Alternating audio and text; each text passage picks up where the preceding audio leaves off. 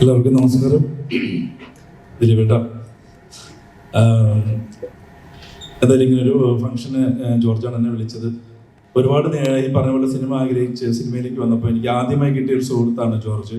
അന്നോട്ട് അദ്ദേഹത്തിൻ്റെ കഥകളും അദ്ദേഹത്തിൻ്റെ ചിന്തകളൊക്കെ പറയാറുണ്ട്.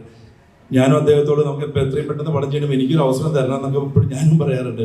പിന്നെ ലൈഫിൽ ആദ്യമായിട്ട് ഗുമസ്തൻ എന്ന് പറയുന്ന ഒരു സിനിമ ലീഡ് ക്യാരക്ടർ ചെയ്യാൻ കിട്ടിയപ്പോൾ അപ്പോൾ എനിക്ക് പ്രൊഡ്യൂസറുടെ ഭാഗത്തു നിന്നും എല്ലായിടത്തും വന്ന് ഞാൻ തന്നെ പറഞ്ഞു, എൻ്റെ മുഖം മാത്രം വെച്ച് നടന്ന ഒരു സിനിമ നടക്കില്ല, എന്നെ ഒന്ന് ഹെൽപ്പ് ചെയ്യണമെന്ന് പറഞ്ഞ് ഞാൻ ആദ്യമായിട്ട് ബിബിനോടാണ് പറഞ്ഞത്. ബിബിൻ്റെ ജീവിതത്തിലെ എല്ലാ കാര്യങ്ങൾക്കും എൻ്റെ ഒപ്പമുള്ള എൻ്റെ ഏറ്റവും അടുത്ത സുഹൃത്താണ് ബിബിൻ.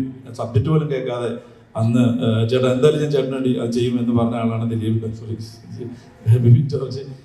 അപ്പോൾ അങ്ങനെ ലൈഫിൽ ഒരുപാട് വേണ്ടപ്പെട്ട ഒരുപാട് പേര് ചേർന്ന് ചെയ്യുന്നൊരു സിനിമ ഇത് വലിയ വിജയമാവട്ടെ. ഈ റംദാൻ കാലത്തിൻ്റെ അനുഗ്രഹങ്ങളെല്ലാം ഈ പടത്തിലുണ്ടാവട്ടെ. എല്ലാവർക്കും ഓൾ ദി ബെസ്റ്റ്. നമസ്കാരം. അരുൺ പറഞ്ഞതുപോലെ സിനിമയ്ക്ക് വേണ്ടിയുള്ള പ്രയത്നം ഒരിക്കലും നമ്മൾ ആത്മാർത്ഥമായിട്ട് ശ്രമിച്ചു കഴിഞ്ഞാൽ നമ്മുടെ കൂടെ നമ്മുടെ സിനിമ ഒരിക്കലും കൈവിടില്ല എന്നുള്ള വിശ്വാസമാണ്. ഞാനും ഒരുപാട് ഗ്യാപ്പുകളൊക്കെ വരാറുണ്ട്, പക്ഷേ നിരന്തരമായിട്ട് ശ്രമിച്ചുകൊണ്ടിരിക്കുകയാണ് സിനിമയ്ക്ക് വേണ്ടി. ജോർജിൻ്റെ ഈ ശ്രമത്തിന് ICUയിലൂടെ ഒരു ഉത്തരം നൽകട്ടെ എന്ന് ആശംസിക്കുകയാണ്. പിന്നെ ഈ സിനിമയുടെ സ്ക്രിപ്റ്റ് റൈറ്റർ എന്ന് പറയുന്നത് സന്തോഷിനെയാണ് എപ്പോഴും ഒരു സിനിമ ആലോചിക്കുമ്പോൾ പോലും നമ്മൾ ആദ്യം ഡിസ്കസ് ചെയ്യുന്നത് സന്തോഷമായിട്ടാണ്.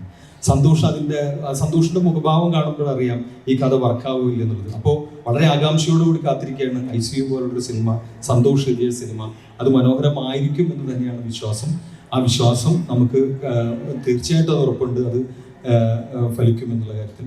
പിന്നെ റംസാൻ ആയതുകൊണ്ട് പേടിക്കേണ്ട കാര്യം, ഞാൻ നോമ്പുപോയിട്ട് തന്നെയാണ് ഇവിടെ നിൽക്കുന്നത്. ഞാനും ഇപ്പോഴും സിനിമ ഒരിക്കലും നമുക്ക് ജീവിതത്തിൽ നിന്ന് മാറ്റി നിർത്തപ്പെടുന്ന ഒരു കാര്യമൊന്നുമല്ല. ഞാൻ നിരന്തരമായിട്ട് സിനിമ കാണുന്ന ആളാണ്. അപ്പോൾ സിനിമ റംസാൻ ആയതുകൊണ്ട് സിനിമ കാണില്ല എന്നൊന്നും ആരും വിചാരിക്കേണ്ട കാര്യമില്ല. തീർച്ചയായിട്ടും നല്ല സിനിമകൾ ഓടിയ ചരിത്രമുണ്ട് റംസാന്. തീർച്ചയായിട്ടും ICU അത്തരത്തിൽ നാളെ ഇതുപോലെ ഒരു വേദിയിൽ ഇരുന്ന് പറയുമ്പോൾ റംസാൻ ഓടിയ സിനിമയുടെ ലിസ്റ്റിൽ ICU ഉണ്ടാവട്ടെ എന്ന് ആശംസിക്കുന്നു. നന്ദി, നമസ്കാരം. എന്ത് പറയണം എനിക്കറിയില്ല. ഞാൻ അടിപൊളിയായിട്ടുണ്ട്. ചേട്ടൻ്റെ അത് ഫൈറ്റ് പരിപാടികളൊക്കെ ഉണ്ടെന്ന് ഞാൻ വിശ്വസിക്കുന്നു അല്ലേ? ചേട്ടൻ്റെ അടിപൊളിയായിരിക്കും. ഫസ്റ്റ് ഡേ ഫസ്റ്റ് ഷോ കാണാം. Thank you.